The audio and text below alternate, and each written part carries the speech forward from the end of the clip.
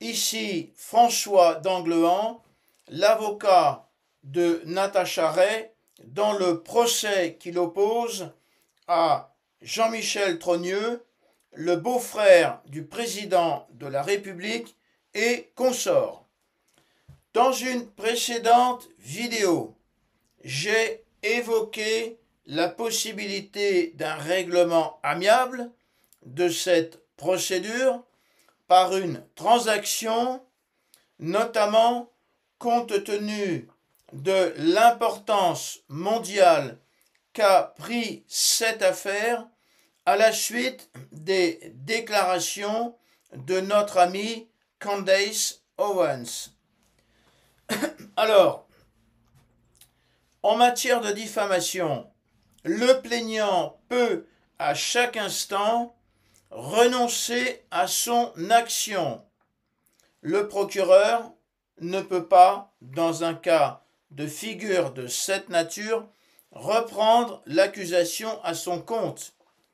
Comprendre que si les plaignants dans cette affaire renoncent à leur action et si une transaction est signée entre les parties, transaction qui a valeur de décision de justice, eh bien, lorsque nous comparaîtrons le 14 novembre 2025 à 13h30 devant la Cour d'appel de Paris, l'audience ne durera que 5 minutes. Nous expliquerons à la Cour qu'une transaction est intervenue, que la procédure est terminée.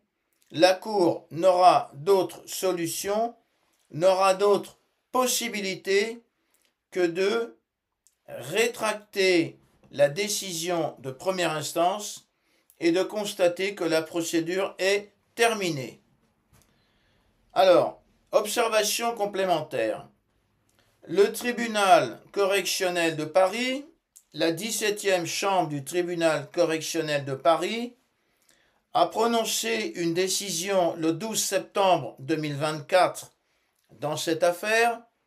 Cette décision caractérise un faux, un usage de faux et une escroquerie au jugement. Parce que le juge d'instruction a renvoyé Natacha Ray devant le tribunal correctionnel pour être jugée au visa de 18 passages et Natacha Ray n'a pas été jugée, n'a pas été déclarée coupable au visa de ces 18 passages, mais au visa de 4 thèses qui ont été fabriquées par l'avocat des plaignants, et ces 4 thèses ne font pas l'objet de l'accusation, ne font pas l'objet de la prévention.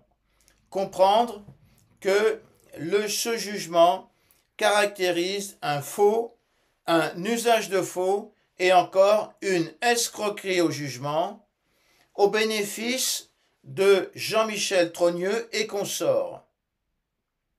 Une situation de cette nature ne pourra pas rester en l'état.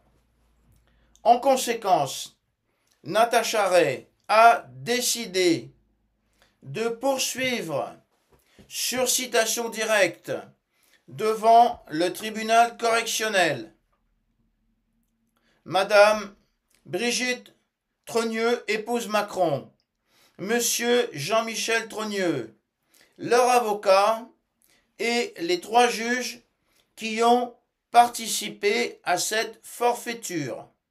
Je le répète, Natacha Ray a été mise en accusation devant la 17e chambre du tribunal correctionnel de Paris pour avoir rendu public 18 passages qui n'entrent pas dans le champ d'application de l'infraction de diffamation, et le tribunal correctionnel a eu l'audace non pas de déclarer Natacha Ray coupable au visa de ces 18 passages qui sont l'objet même de l'action en diffamation, mais au visa de 4 thèses qui représentent 2 ou 3 lignes d'écriture, alors que ces 4 thèses ne constituaient pas l'objet de l'infraction, de l'objet de la procédure. En conséquence, la décision de Natacha Ray est prise. Elle va poursuivre sur citation directe toutes ces personnes pour faux, usage de faux et escroquerie au jugement en bande organisée. Je vous tiendrai informé de la suite de cette procédure.